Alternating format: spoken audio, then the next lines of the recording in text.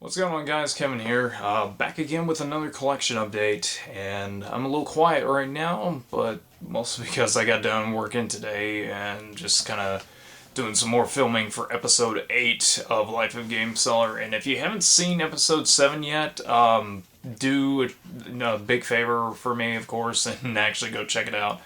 It was actually a pretty fun episode overall, and I think that was the Black Friday edition, something like that. I cannot remember. In any case, it was a lot of fun to do that episode, and I really enjoyed it. So, in any case, a lot of things have actually came into the collection as of late, but not big amount of games. It was just a matter of like knickknacks and also some slight upgrades as well, which you're about to see here in a second.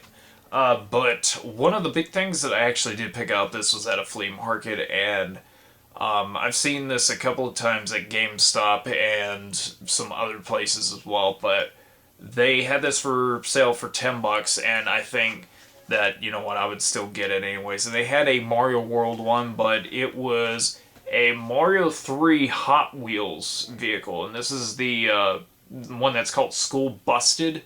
It's like some kind of little small mini school bus, and it has like the Mario 3 artwork on the front. And the condition on this was really good, so I'm about to hang that up because I am a sucker for things like that. So, in any case, the other big thing that I ended up getting also recently, I've actually had the loose disc copy of this game for a while, and honestly, I never really got to see this game in person at all. I mean, I've heard reviews on it, and it's actually a pretty good game from what I've heard. But I ended up getting finally a complete and case copy, or CIC, whichever you want to call it.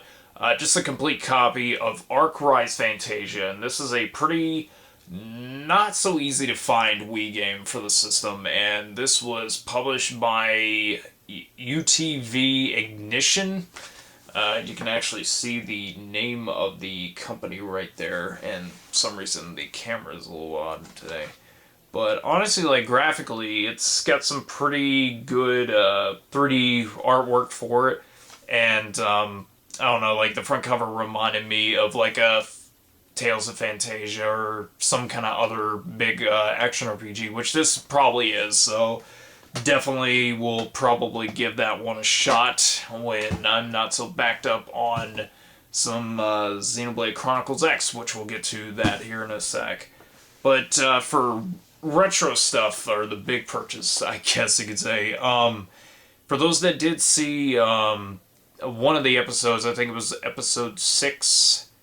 Actually, yeah, episode 6 was the Black Friday thing that went on, and one of the things that was in that lot were a bunch of boxes for certain games.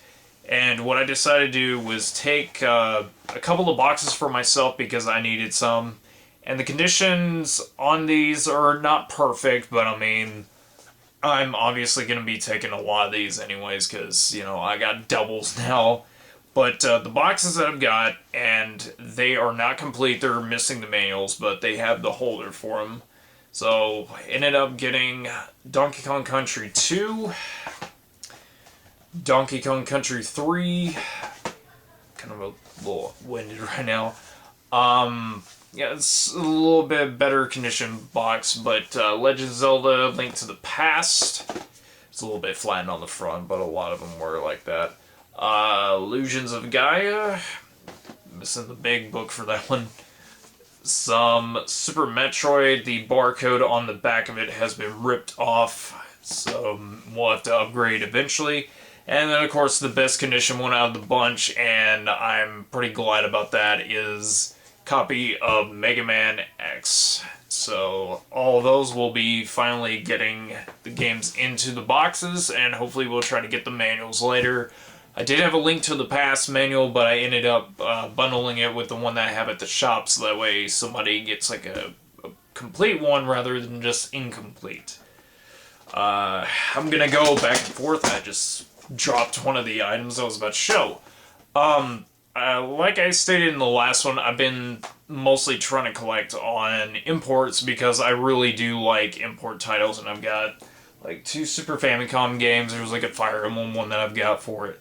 But ones that I didn't have imports for just yet is the GameCube, and one of them I got is a Super Robot Wars game, and it's called Super Robot Wars GC, or just GameCube for short. And it's all in 3D. It looks to be a lot different than any of the previous Super Robot Wars, because most of the time it's 2D models rather than 3D, but the front cover on that's actually really, really cool. And I've got like a small list of GameCube imports that I'm definitely going to try to get my hands on, so to start off, this is still a really good pickup, and I'm going to have to try to give that a playthrough when, again, my backlog isn't so huge. And speaking of good games, both of these are pretty hard to find and very pricey if you get them like either loose or like complete. The first one I do want to cover over, I've got the manual over there, right here actually. This was in that lot, the same thing with the next Genesis game that I'm about to show, and then the other NES ones as well. But these were the only Genesis ones that I wanted the most. The other ones are just going to be sold to basically make up for all the stuff that I was able to get. But anyways, the first one, I've already jabbered on long enough for that, is one of my favorite, like, tactical RPG games, I guess you could say, of any video game era for like 16 or 8-bit. And that is, of course, a loose copy with manual of Shining Force 2. And as I stated, I mean, this series of games is not cheap whatsoever. It is extremely pricey to get any of these games. I've already got the clamshell, like, complete box copy of Shining Force 1. And now I just need the box for number 2, and I basically have this one complete. The only other one that I would really like to have is Shining Force 3, but that one is extremely, very, very hard to find, and it's also extremely pricey as well for the Saturn. But what else can you do? Oh, and a Shining Force CD, but again, that one's also very hard to find and pricey as well.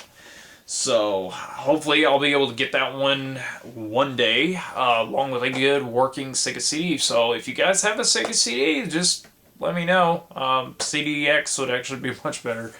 But the other one that I wanted to get my hands on, there are 2 different versions of this. There is the hard clamshell version, which I do have, and then the other one, which is the second print cardboard box version. And this one is pretty pricey in the box, but this is about the only Castlevania game that came out for the Genesis, and it is a complete copy of Castlevania Bloodlines, and I think the, I think the manual's actually in pretty good condition, and so is the cart as well.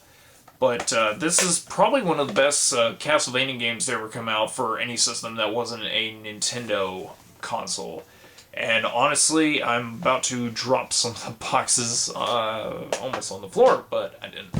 But anyways, I've enjoyed that one so far, and I want to try to be able to play through the rest of it. And yeah, definitely a really good exclusive for the Genesis. So, on to the handheld side for 3DS. I didn't get any Vita stuff this time because I think I've already caught up on at least everything right now until I get the 2 fighting games that are on the Vita. There's Street Fighter Cross Tekken, and then, of course, there is a copy of Marvel vs. Capcom 3. And honestly, I would still get it. Even if it has crossplay, it looks like a fun port of it, at least. But one of the other things that it was like a last-minute thing for me to be able to pre-order, and Joe actually recommended this to me. Said that it's like got this tactical strategy RPG type of gameplay style to it. And honestly, from the reviews I've heard, it actually is a good game. So, got the launch edition for Stella Glow, and I mean, these boxes are so huge, and I got it for Legend of Legacy, but it comes with a soundtrack, some kind of charm and then a cloth for it. I should have done a this unboxing of this to try to show off the items better, but it's all gloss feel. It's not like how it was, where it's like this rough kind of cardboard feel to it. So gloss is usually really nice, and it's like all shiny. Look at that. So, any case, this next one, if I can actually pick it up, is one of the main games I'm playing right now. I already beat Road to the Sky Soldier. Again, I recommend anybody to actually play that one, because I would wait till maybe the price would go down. If you have a red box and it's available, then definitely give it a rent. It's worth a pick up and play. But this is the new one. I've actually been trying to get some people together online to be able to play it. And I did a previous this unboxing. If you haven't done so already, please give it a view. I really appreciate it. But yeah, this is one of my top 5 favorite games of this past year, at least. And that tells you a lot. And I think it's also a lot of other people's top 5 games right now. And that is the special edition for Xenoblade Chronicles X. And again, as I stated before, this box is huge. And I've heard from my buddy Sean, who says that this is already sold out. But last time I checked, there was like some available. I mean, it was like a buy it now for online, but he told me that people are trying to sell this right now for about 120.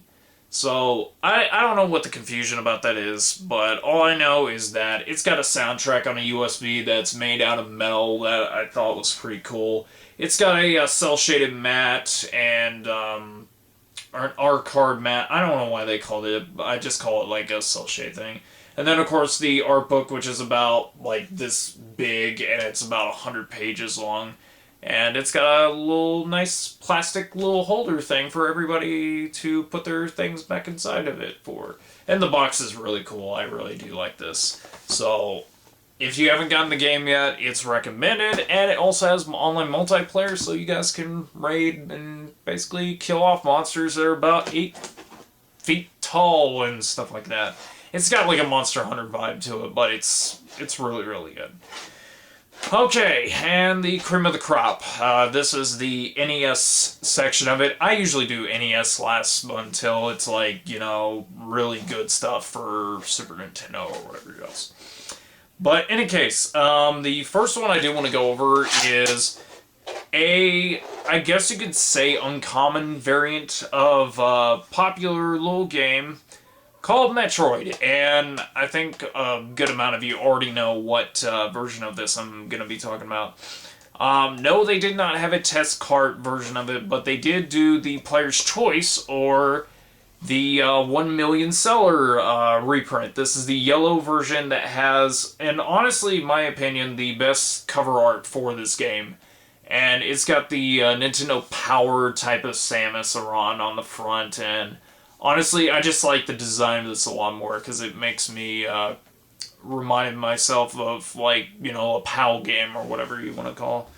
But it's cool, the artwork is nice, and nothing's really different about the game, it's just only the artwork. But now for the 2 uncommon ones that, honestly, I didn't think I was going to get. So one of them is part of a series. I already have 1 and 4, and I think you guys already know what I'm talking about.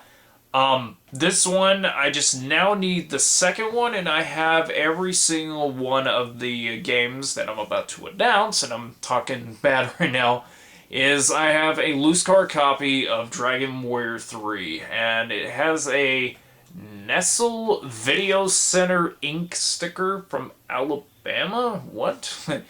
Where is this from? Fresco City, Alabama. So if you were in the area, I actually have one of your games that was in the town.